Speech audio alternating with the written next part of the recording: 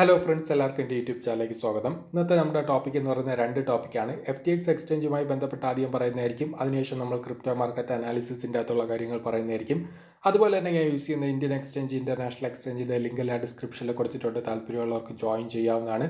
Telegram ചാനലിൻ്റെ അകത്ത് ഞാൻ ഒരു കാര്യം പറഞ്ഞിട്ടുണ്ടായിരുന്നു. അതായത് FTX എക്സ്ചേഞ്ചുമായി ബന്ധപ്പെട്ട് കുറച്ച് ഡീറ്റെയിൽസ് ആയിട്ട് കാര്യങ്ങൾ പറയുന്നതായിരിക്കും എന്ന് പറഞ്ഞിട്ടുണ്ടായിരുന്നു. FTX അവരുടെ റീഫണ്ട് ഡേറ്റ് അനൗൺസ് ചെയ്തിട്ടുണ്ട്. എത്രത്തോളം സത്യമാണോ എന്ന് വെച്ച് കഴിഞ്ഞാൽ റീഫണ്ട് കിട്ടിയതിന് ശേഷം നമുക്ക് പറയാൻ വേണമെങ്കിൽ റീഫണ്ട് തന്നു. അവർ അനൗൺസ് ചെയ്യുന്നത് പല രീതിയിൽ വേണമെങ്കിലും അനൗൺസ് ചെയ്യാം. പക്ഷേ അവർ പറയുന്ന കുറേ കാര്യങ്ങളുണ്ട്. ആ പ്രോസസ്സും സ്റ്റെപ്പ് ബൈ സ്റ്റെപ്പ് ആയിട്ട് ഞാൻ പറഞ്ഞിട്ടുണ്ടായിരുന്നു എൻ്റെ വീഡിയോയിലെല്ലാം. അത് അനുസരിച്ച് ചെയ്തു പോയിട്ടുള്ളവർ, ഇപ്പോൾ KYC ആവട്ടെ, KYC വെരിഫിക്കേഷൻ കംപ്ലീറ്റ് ചെയ്തിട്ടുള്ളവരുണ്ട്, കംപ്ലീറ്റ് ചെയ്യാത്തവരുണ്ട്. എൻ്റെ ഒരു അഭിപ്രായത്തിൽ KYC ഒക്കെ നിങ്ങൾ കംപ്ലീറ്റ് ചെയ്യുക, എങ്കിൽ മാത്രമേ റീഫണ്ടിൻ്റെ അടുത്തൊരു സ്റ്റെപ്പിലോട്ട് നമുക്ക് പോകാൻ വേണ്ടി പറ്റൂ. ഫണ്ടുള്ളവരാണെങ്കിൽ നിങ്ങൾ claims.com FTX.com അതിൽ പോയി കഴിഞ്ഞാൽ നിങ്ങൾക്ക് ഇങ്ങനത്തെ ഒരു ഇൻ്റർഫേസ് ആയിരിക്കും കാണാൻ വേണ്ടി പറ്റുന്നത്. അവിടെ താഴോട്ട് വരിക, എന്നിട്ട് FTX.com കൊടുത്തിട്ട് ഗെറ്റ് സ്റ്റാർട്ടറിൽ പോയി കഴിഞ്ഞാൽ നിങ്ങൾക്ക് ലോഗിൻ ചെയ്ത് നിങ്ങളുടെ മൊത്തം പഴയ FTX എങ്ങനെയാണോ അതേപോലത്തെ നിങ്ങളുടെ ഹോൾഡിങ്, നിങ്ങൾ എത്രമാത്രം ഹോൾഡ് ചെയ്തിട്ടുണ്ട്, അതുപോലെ തന്നെ നിങ്ങളുടെ ഡീറ്റെയിൽസ്, ട്രാൻസാക്ഷൻ, വിഡ്രോ എല്ലാം കാണാൻ വേണ്ടി പറ്റും. KYC അവിടെ പോയിട്ട് കംപ്ലീറ്റ് ചെയ്യുക. നിങ്ങൾ പാസ്വേഡ് മറന്നിട്ടുണ്ടെങ്കിൽ ഫോർഗട്ട് പാസ്വേഡ് കൊടുത്തിട്ട് വീണ്ടും നിങ്ങൾക്ക് പോകാവുന്നതാണ്. KYC വെരിഫിക്കേഷൻ കംപ്ലീറ്റ് ആകാൻ വേണ്ടിയിട്ട് ഒരു ട്രിക്ക് ഞാൻ പറഞ്ഞുതരാം. മുമ്പുള്ള വീഡിയോസിൽ ഞാൻ പറഞ്ഞിട്ടുണ്ടായിരുന്നു. KYC നിങ്ങൾക്ക് FTXൻ്റെ അകത്ത് കംപ്ലീറ്റ് ചെയ്യണമെങ്കിൽ നിങ്ങൾ ചെയ്യേണ്ടത് നിങ്ങളുടെ ബാങ്ക് സ്റ്റേറ്റ്മെൻറ്റ് 6 മാസത്തെ അല്ലെങ്കിൽ 3 മാസത്തെ നിങ്ങൾ അപ്ലോഡ് ചെയ്യുക. അല്ലെങ്കിൽ വാട്ടർ ബില്ല് അല്ലെങ്കിൽ ഇലക്ട്രിസിറ്റി ബില്ല് നിങ്ങളുടെ പേരിലുള്ളതായിരിക്കണം. അങ്ങനെയാണെങ്കിൽ നിങ്ങൾക്ക് ഈസി ആയിട്ട് KYC കംപ്ലീറ്റ് ചെയ്യാൻ വേണ്ടി പറ്റും. എൻ്റെ ഒരു അഭിപ്രായത്തിൽ നിങ്ങൾ ബാങ്ക് സ്റ്റേറ്റ്മെൻറ്റ് കൊടുക്കുന്നതായിരിക്കും കുറച്ചുകൂടി നല്ലത്. PDF എടുത്ത് കൊടുക്കരുത്. നിങ്ങൾ പേപ്പർ ആക്കിയിട്ട് അതിനെ ഫോട്ടോ എടുത്ത് സ്കാൻ ചെയ്യുന്നതായിരിക്കും KYC വെരിഫിക്കേഷൻ കംപ്ലീറ്റ് ആവാൻ കുറച്ചുകൂടി ഈസിയാണ്. മറ്റേതാണെങ്കിൽ ആവുമോ എന്ന് വെച്ച് കഴിഞ്ഞാൽ പലരും എൻ്റെ അടുത്ത് പറഞ്ഞിട്ടുണ്ടായിരുന്നു, ആവില്ല എന്നാണ് പറഞ്ഞത്. അതുകൊണ്ട് KYC എന്ന് പറയുന്നത് നിങ്ങൾ പേപ്പറിൽ പ്രിൻ്റ് എടുത്തിട്ട് KYC FTXൻ്റെ അകത്ത് ചെയ്യുന്നതായിരിക്കും കുറച്ചുകൂടി ഈസി. ഓക്കെ, FTX എക്സ്ചേഞ്ച് അവർ തരും എന്ന് പറഞ്ഞിട്ടുണ്ട് ജനുവരി 3-ാം തീയതി തൊട്ട്. അങ്ങനെ തരികയാണെങ്കിൽ ചരിത്രത്തിലെ ആദ്യത്തെ സംഭവമാണ്. അതുകൊണ്ട് താല്പര്യമുള്ളവർക്ക് ട്രൈ ചെയ്യാവുന്നതാണ്. ഇതിൻ്റെ ഓരോ സ്റ്റെപ്പായിട്ടുള്ള കാര്യവും ഞാൻ മുമ്പോട്ടുള്ള വീഡിയോ പറഞ്ഞിട്ടുണ്ട്. അവർ FTXൻ്റെ ഭാഗത്തു നിന്നുള്ള അനൗൺസ്മെൻറ്റ് വരുമ്പോൾ ഞാൻ വീഡിയോ കറക്റ്റായിട്ട് ഞാൻ ചെയ്തു വന്നിട്ടുണ്ട്. അതുകൊണ്ട് അത് ഫോളോ ചെയ്തിട്ടുള്ളവർക്കാണെങ്കിൽ മുന്നോട്ട് പോകാൻ പറ്റുന്നതായിരിക്കും. ഓക്കെ, ഇനി FTX ഫണ്ട് തരുന്നതുമായി ബന്ധപ്പെട്ട് മാർക്കറ്റിന് എന്തെങ്കിലും പ്രത്യേകതയുണ്ടോ അല്ലെങ്കിൽ ബന്ധമുണ്ടോ എന്ന് വെച്ച് കഴിഞ്ഞാൽ ഞാൻ ഉറപ്പായിട്ടും പറയും ബന്ധം ഉണ്ട്. എന്തുകൊണ്ടാണെന്ന് വെച്ച് കഴിഞ്ഞാൽ ജനുവരി 3 തൊട്ടാണ് അവർ റീഫണ്ട് 1 മാസത്തിനകം തരുമെന്ന് പറഞ്ഞിട്ടുള്ളത്. അതുമാത്രമല്ല, ഫണ്ടിൻ്റെ കൂടെ അവർ ഇൻട്രസ്റ്റ് ആയിട്ട് 10-13% വരെ തരാൻ സാധ്യത ഉണ്ട് എന്ന് പറയുന്നുണ്ട്, ഇല്ല എന്ന് പറയുന്നുണ്ട്. അങ്ങനെ തരികയാണെങ്കിൽ ഞാൻ പറഞ്ഞിട്ടുണ്ട് ചരിത്രത്തിൽ ആദ്യത്തെ സംഭവമാണ്. കാരണം ഒരു എക്സ്ചേഞ്ച് കൊളാപ്സായി പോയി കഴിഞ്ഞാൽ അവർ റീഫണ്ട് തരാനുള്ള സാധ്യത കൂടുതലാണ്. ഓക്കെ, കൊളാപ്സായി പോയതിൻ്റെ കാര്യമാണ് പറയുന്നത്. ഓക്കെ, അങ്ങനെ തരികയാണെങ്കിൽ ചരിത്രത്തിൽ തന്നെ സംഭവമായിരിക്കും. അതും ഹ്യൂജാണ്, എമൗണ്ട് എന്ന് പറഞ്ഞാൽ വളരെ ഹ്യൂജാണ്. അത് മൊത്തം മാർക്കറ്റിൽ വരുന്നതായിരിക്കും. ഓക്കെ, അങ്ങനെ അവർ തരികയാണെങ്കിൽ ആ എമൗണ്ട് എല്ലാം വീണ്ടും ക്രിപ്റ്റോയ്ക്കകത്ത് വരുന്നതായിരിക്കും. ഇപ്പോഴും മാർക്കറ്റ് ട്രെൻഡായിട്ട് ഹൈ എന്ന രീതിയിൽ നിൽക്കുകയാണ്. വീണ്ടും ഒരു ഹൈ എന്ന രീതിയിലോട്ട് മാർക്കറ്റ് ചേഞ്ച് ആകും. അങ്ങനെ മാർക്കറ്റിലോട്ട് ഫണ്ട് വരുന്ന ടൈം 2 കാര്യമാണ് പ്രധാനമായിട്ട്. കാരണം ഫണ്ട് വരുന്നു, കൂടുതൽ ഇൻസ്റ്റിറ്റ്യൂഷൻ ഇൻവെസ്റ്റേഴ്സും വരും. രണ്ടാമത്തെ കാര്യം എന്ന് പറയുന്നത് ക്രിപ്റ്റോയോടുള്ള ആൾക്കാരുടെ ട്രസ്റ്റ് എന്ന് പറയുന്നത് വീണ്ടും ഇൻസ്റ്റിറ്റ്യൂഷൻ ആവട്ടെ, ഇൻവെസ്റ്റേഴ്സ് ആവട്ടെ, അവരുടെ ട്രസ്റ്റും അവരുടെ ഒരു സ്ട്രോങ് ആയിട്ടുള്ള ഒരു മൈൻഡ് സെറ്റും പോസിറ്റീവായിട്ട് ചേഞ്ച് ആകും. അതനുസരിച്ച് മാർക്കറ്റിൽ വേരിയേഷൻ ഉണ്ടാകാനുള്ള സാധ്യത കൂടുതലാണ്. അങ്ങനെ വരുമോ എന്ന് കേട്ട് കഴിഞ്ഞാൽ, അങ്ങനെയുള്ള വേരിയേഷൻ വരുമോ എന്ന് കേട്ട് കഴിഞ്ഞാൽ നിങ്ങൾ ഗോൾഡിൻ്റെ പ്രൈസ് കൂടി വെച്ചിട്ട് കമ്പയർ ചെയ്യണം. എന്തുകൊണ്ടാണെന്ന് വെച്ച് കഴിഞ്ഞാൽ ഗോൾഡിൻ്റെ പ്രൈസ് ഇപ്പോഴും നിങ്ങൾക്ക് കാണാൻ വേണ്ടി പറ്റും സൈഡ് വേസ് തന്നെയാണ് നിൽക്കുന്നത്. ഗോൾഡിൻ്റെ പ്രൈസിന് ക്രാഷിലോട്ട് പോയി കഴിഞ്ഞാൽ ഉറപ്പായിട്ടും ബിറ്റ്കോയിൻ്റെ പ്രൈസും ക്രാഷിലോട്ട് വരുന്നതായിരിക്കും. അങ്ങനെ വന്നു കഴിഞ്ഞ് പിന്നെ FTXൻ്റെ ഫണ്ട് വന്നിട്ടും കാര്യമുണ്ടോ എന്ന് വെച്ച് കഴിഞ്ഞാൽ ഉറപ്പായിട്ടും പറയും അങ്ങനെ വന്നിട്ട് കാര്യമില്ല. മാർക്കറ്റ് നമ്മുടെ ഗോൾഡിൻ്റെ പ്രൈസ് ഇപ്പോൾ നിൽക്കുന്ന അതേ ഒരു ലെവലിൽ നിൽക്കണം. അതുപോലെ തന്നെ നമ്മുടെ ബിറ്റ്കോയിൻ്റെ പ്രൈസും ഈ ഒരു റേഞ്ചിൽ നിൽക്കുകയാണെങ്കിൽ, ഒരു 95,000 USDക്കകത്ത് അല്ലെങ്കിൽ 90,000 USDക്കകത്ത് നിൽക്കുകയാണ്, മാർക്കറ്റ് രണ്ടും ഹൈ എന്ന രീതിയിലോട്ട് നിൽക്കുകയാണ്, FTXൻ്റെ ഫണ്ട് വരികയാണെങ്കിൽ വീണ്ടും നമ്മുടെ ക്രിപ്റ്റോയിൽ ബിറ്റ്കോയിൻ ആവട്ടെ, ആൾട്ട് കോയിൻസിൻ്റെ പ്രൈസ് പുതിയ ഹൈ നോക്കി പോകുന്നതായിരിക്കും. നല്ല രീതിയിൽ വേരിയേഷൻ വരാൻ വേണ്ടിയിട്ടുള്ള സാധ്യത വളരെയധികം കൂടുതലാണ്. ഓക്കെ, ഇതാണ് എൻ്റെ ഒരു അനാലിസിസ് എന്ന് പറയുന്നത്. ഇനി പലർക്കുമുള്ള ഡൗട്ടാണ് ഇപ്പോഴത്തെ വന്നിട്ട് നമ്മുടെ ആൾട്ട് കോയിൻസ് ഒക്കെ ബൈ ചെയ്യാമോ എന്ന്. കഴിഞ്ഞ വീഡിയോ ഞാൻ വ്യക്തമായിട്ട് പറഞ്ഞിട്ടുണ്ട് എൻ്റെ ഒരു അഭിപ്രായം എന്താണെന്ന് വെച്ച് കഴിഞ്ഞാൽ, ചില പ്രോജക്റ്റിൽ നമുക്ക് വന്നിട്ട് വേണമെങ്കിൽ ബൈ ചെയ്യാൻ പറ്റും. പക്ഷേ മിക്ക പ്രോജക്റ്റിലും ബൈ ചെയ്യാനുള്ള ഒരു ഓപ്പർച്യൂണിറ്റി അല്ല.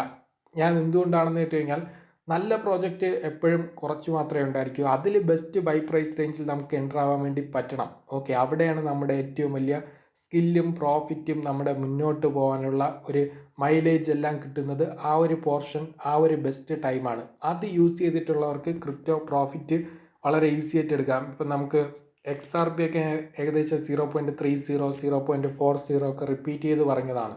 ഓക്കെ, നോക്കുക എത്രമാത്രം ഹൈ ആയിട്ടുണ്ട്. ഈ 2.22 USD റേഞ്ചാണ് ഇപ്പോൾ XRP നിൽക്കുന്നത്. ഈ ഒരു പോർഷനിൽ വന്നിട്ട്, ഈ ഒരു പ്രൈസ് റേഞ്ചിൽ വന്നിട്ട് ബൈ ചെയ്യുകയാണെങ്കിൽ എന്തെങ്കിലും നെഗറ്റീവ് ന്യൂസ് വരികയാണെങ്കിൽ, ഇപ്പോൾ ഗോൾഡിൻ്റെ പ്രൈസൊക്കെ ഡൗണിലോട്ട് പോവുകയാണെങ്കിൽ മാർക്കറ്റ് മൊത്തത്തിൽ ഡൗണിലോട്ട് വരുന്നതായിരിക്കും. അതാണ് ഇവിടുത്തെ റിസ്ക്. പക്ഷേ നിങ്ങൾക്ക് ചില പ്രോജക്റ്റൊക്കെ എൻ്റർ ആവാൻ വേണ്ടി പറ്റി. ഇപ്പോൾ ഷിബയൊക്കെ ഞാൻ പറയും താല്പര്യമുള്ളവർക്ക് എൻ്റർ ആവാൻ. 2000 ഒക്കെ ഉള്ളൂ. ഏകദേശം വീണ്ടും 1200 1000 ഒക്കെ വരുമ്പോൾ നിങ്ങൾ വീണ്ടും വന്നിട്ട് 1 കോടി ക്വാണ്ടിറ്റി എങ്കിലും ബൈ ചെയ്ത് ഹോൾഡ് ചെയ്ത് വെക്കാൻ വേണ്ടി ഷിബയൊക്കെ ഇതുവരെ ബൈ ചെയ്തിട്ടില്ലാത്തവരാണ് നിങ്ങൾ ബിഗിനേഴ്സ് ആണെങ്കിൽ നിങ്ങൾക്ക് ബൈ ചെയ്യാനുള്ള ഓപ്പർച്യൂണിറ്റി ഷിബയ്ക്കകത്തുണ്ട്.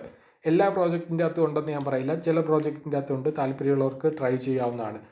നമ്മുടെ കോയിൻ EX എന്ന് പറയുന്നത് ആദ്യം നമുക്ക് പ്രോഫിറ്റ് വന്ന പ്രോജക്റ്റാണ്. CET എനിക്ക് തോന്നുന്നു ഇപ്പം നേരെ ട്രെൻഡ് തിരിച്ചാണ് പോകുന്നത്. മറ്റുള്ള എല്ലാ പ്രോജക്റ്റ് ആൾട്ട് കോയിൻസ് ഡൗൺ എന്ന രീതിയിൽ പോകുമ്പം നമ്മുടെ CETയുടെ പ്രൈസ് നിങ്ങൾക്ക് കാണാൻ വേണ്ടി പറ്റും. 0.090 0.097 എന്ന രീതിയിലാണ് മാർക്കറ്റ് നിൽക്കുന്നത്. താല്പര്യമുള്ളവർക്ക് CET ഒക്കെ ലോങ് ടൈം വേണമെങ്കിൽ ഹോൾഡ് ചെയ്യാം. ഞാൻ പറഞ്ഞിട്ടുണ്ട് 0.30 0.50 നിങ്ങൾക്ക് CET സെല് ചെയ്യാൻ വേണ്ടി പറ്റുന്നതായിരിക്കും. അത് ഞാൻ പറഞ്ഞ പ്രൈസ് റേഞ്ച് നിങ്ങൾക്ക് ഇവിടെ കാണാൻ വേണ്ടി പറ്റി. CET ഒക്കെ വളരെ സ്ലോ ആയിട്ടാണ് നമുക്ക് പ്രോഫിറ്റ് വന്നത്. എത്രയോ തവണ റിപ്പീറ്റ് ചെയ്ത് പറയുകയാണ്. CET ഒക്കെ 0.020 0.25 0.28 റിപ്പീറ്റ് ചെയ്ത് പറഞ്ഞതാണ് നിങ്ങൾക്ക് ബൈ ചെയ്ത് ഹോൾഡ് ചെയ്ത് വെക്കുക എന്ന് ഞാൻ പറഞ്ഞിട്ടുണ്ടായിരുന്നു. കണ്ടോ, ഇത് അതനുസരിച്ച് ബേൺ ആവുന്നതനുസരിച്ച് CET പ്രോജക്റ്റ് വീണ്ടും ഹൈയിലോട്ട് പൊയ്ക്കൊണ്ടേയിരിക്കും. ഓക്കെ, AST നിങ്ങൾക്ക് വേണമെങ്കിൽ ബൈ ചെയ്ത് ഹോൾഡ് ചെയ്ത് വെക്കാം. എന്നാൽ EOSൻ്റെ അകത്തുള്ള റിസ്ക് എന്ന് പറയുന്ന EOS 0.40 എന്ന ടൈം ഞാൻ റിപ്പീറ്റ് ചെയ്ത് പറഞ്ഞിട്ടുള്ളതായിരുന്നു. ഡൗൺ ആവുന്നതനുസരിച്ച് ബൈ ചെയ്ത് ഹോൾഡ് ചെയ്ത് വെക്കാൻ വേണ്ടിയിട്ട്. ഏകദേശം 0.80 ആണ് നിൽക്കുന്നത്. ഇപ്പം നിങ്ങൾ ബൈ ചെയ്തിരുന്നാലും ഡൗൺ എന്ന രീതിയിൽ പോകുന്ന ടൈം വീണ്ടും നിങ്ങൾക്ക് 0.50 അല്ലെങ്കിൽ 0.40 നിങ്ങൾക്ക് വീണ്ടും വന്നിട്ട് ആവറേജ് ബൈ ചെയ്യാവുന്നതാണ്. അടുത്ത ട്രോണും സെയിം തന്നെയാണ്. ട്രോണൊക്കെ ഏകദേശം 0.24 ആണ് നിൽക്കുന്നത്. 0.224 നിങ്ങൾ ഇപ്പം ബൈ ചെയ്യുകയാണെങ്കിൽ അടുത്ത് 0.10 ഡൗണിലോട്ട് വീഴുകയാണെങ്കിൽ അവിടെ വന്നിട്ട് നിങ്ങൾക്ക് വേണമെങ്കിൽ ബൈ ചെയ്യാം. പക്ഷേ അതൊക്കെ നിങ്ങൾക്ക് റിസ്ക് ആണെന്ന് വെച്ച് കഴിഞ്ഞാൽ വളരെ വളരെ റിസ്ക് ആണ്. അതുകൊണ്ടാണ് ഞാൻ പറയുന്നത് നല്ല പ്രൈസ് നോക്കി നമ്മൾ കറക്റ്റ് സമയത്ത് എൻ്റർ ആവുകയാണെങ്കിൽ റിസ്ക് നമ്മൾ പിന്നെ എടുക്കേണ്ട ആവശ്യമേ ഇല്ല. ഓക്കെ, ഏകദേശം $4 റിപ്പീറ്റ് ചെയ്ത് പറയുകയാണ് നമ്മുടെ ഡോട്ട് എന്ന് പറയുന്ന പ്രോജക്റ്റ്. ഏകദേശം $11 വരെ പോയിട്ട് ഇപ്പോൾ $7 നിൽക്കുന്നത്. ഏകദേശം $7 ഇപ്പം നിങ്ങളൊരു ബിഗിനർ ആണെങ്കിൽ നിങ്ങൾക്ക് ബൈ ചെയ്യാമോ എന്ന് വെച്ച് കഴിഞ്ഞാൽ നിങ്ങൾക്ക് ബൈ ചെയ്യാം. വലിയ റിസ്ക് ഉണ്ടോ എന്ന് വെച്ച് കഴിഞ്ഞാൽ ഡോട്ട് പോലത്തുള്ള ഒരു പ്രോജക്റ്റിലില്ല. താല്പര്യമുള്ളവർക്ക് ട്രൈ ചെയ്യാവുന്നതാണ്. ഓക്കെ, IOTA 0.30 ആണ്. നിങ്ങൾക്ക് ബൈ ചെയ്യാമെന്ന് വെച്ച് കഴിഞ്ഞാൽ ബൈ ചെയ്യാം. പക്ഷേ മാർക്കറ്റ് ക്രാഷ് ആവുകയാണെങ്കിൽ വീണ്ടും 0.15 അല്ലെങ്കിൽ 0.10 നിങ്ങൾക്ക് IOTAക്കകത്ത് എൻ്റർ ആവുകയാണെങ്കിൽ നല്ല രീതിയിൽ പ്രോഫിറ്റ് കിട്ടുന്നതായിരിക്കും. താല്പര്യമുള്ളവർക്ക് ട്രൈ ചെയ്യാം. ഫയൽ ടോക്കണും ഏകദേശം $5 അടുപ്പിച്ചിട്ടാണ് നിൽക്കുന്നത്. $3.5 റിപ്പീറ്റ് ചെയ്ത് പറഞ്ഞിട്ടുണ്ടായിരുന്നു താല്പര്യമുള്ളവർക്ക് ബൈ ചെയ്യാമെന്ന്. ഫയൽ ടോക്കൺ വേണമെങ്കിലും ബൈ ചെയ്യാവുന്നതാണ്. എതീരിയം ക്ലാസിക് 26 USD ഒക്കെയാണ്. നിങ്ങൾക്ക് പകുതി എതീരിയം ക്ലാസിക്കെങ്കിലും വേണമെങ്കിൽ ബൈ ചെയ്യാം. 26 USD ഉള്ളൂ. 17 USD 18 USD 20 USD റിപ്പീറ്റ് ചെയ്ത് പറഞ്ഞിട്ടുണ്ടായിരുന്നു. താല്പര്യമുള്ളവർക്ക് ലോങ് ടൈം വേണമെങ്കിൽ വന്ന് ബൈ ചെയ്യാം. എതീരിയം ക്ലാസിക് എന്ന് റിപ്പീറ്റ് ചെയ്ത് പറഞ്ഞിട്ടുണ്ടായിരുന്നു. ഇനി യുനിസാപ്പ് 14 USD ഒക്കെയാണ് നിൽക്കുന്നത്. ഏകദേശം 4 USD 6 USD റിപ്പീറ്റ് ചെയ്ത് പറഞ്ഞ പ്രോജക്റ്റാണ് യുനിസാപ്പ്. മിക്ക പ്രോജക്റ്റ് ഹൈ തന്നെയാണ് ഏകദേശം. അതുകൊണ്ട് റിസ്ക് ഉണ്ടോ എന്ന് വെച്ചിട്ടുണ്ടെങ്കിൽ ഇപ്പോഴത്തെ ഒരു സാഹചര്യത്തിൽ റിസ്ക് ഉണ്ട്. ഓക്കെ, അതുകൊണ്ട് താല്പര്യമുള്ളവർക്ക് ബൈ എടുക്കാം, അല്ലാത്തവർ ബൈ ചെയ്യേണ്ട ആവശ്യമില്ല. ഇനി കാർഡിനോ വന്നിട്ട് ബൈ ചെയ്യാമെന്ന് വെച്ച് കഴിഞ്ഞാൽ കാർഡിനോയും ബൈ ചെയ്യാം. പക്ഷേ കാർഡിനോയൊക്കെ വീണ്ടും ഡൗണിലോട്ട് 150% മാർക്കറ്റ് ക്രാഷ് ആവുകയാണെങ്കിൽ വീഴുന്നതായിരിക്കും. ഇനി അപ്പ് ആവുകയാണ്, പുതിയ ഹൈ പോവുകയാണെങ്കിൽ 200% പ്രോഫിറ്റ്. ഡൗൺ ആവുകയാണെങ്കിൽ നിങ്ങൾക്കൊരു 200% ഡൗൺ.